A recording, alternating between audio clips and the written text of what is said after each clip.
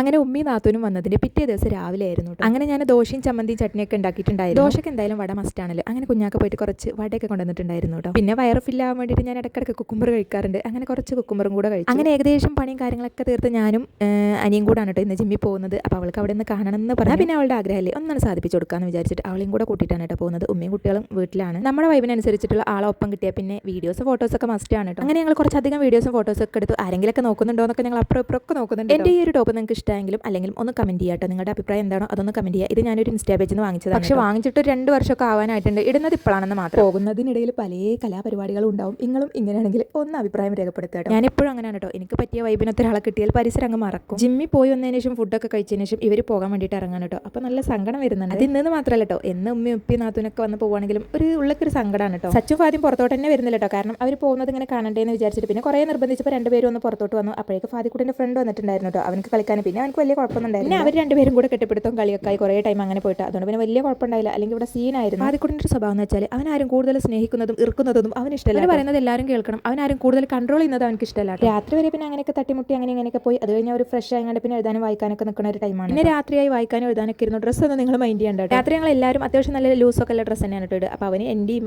അതുപോലെ കുഞ്ഞാക്കാൻ്റെ ഡ്രസ്സൊക്കെയാണ് എടുത്തിടാറ്. അതായത് ടീഷർട്ട് കേട്ടോ. ഇന്നത്തെ ഒരു ഡേ എന്ന് പറയുകയാണെങ്കിൽ ഇങ്ങനെയൊക്കെ ആയിരുന്നു. ഇഷ്ടമെങ്കിൽ ലൈക്ക് ചെയ്യാനും ഷെയർ ചെയ്യാനും സബ്സ്ക്രൈബ് ചെയ്യാനും മറക്കണം. വീണ്ടും ഞാൻ പറയാൻ കേട്ടോ. എപ്പോഴും നിങ്ങൾ വീഡിയോസ് കാണാനല്ലാതെ ഒരു അഭിപ്രായം നിങ്ങൾ രേഖപ്പെടുത്താറില്ല. അപ്പോൾ ഒരു കമൻറ്റ് ഇടുക കേട്ടോ എന്തായാലും.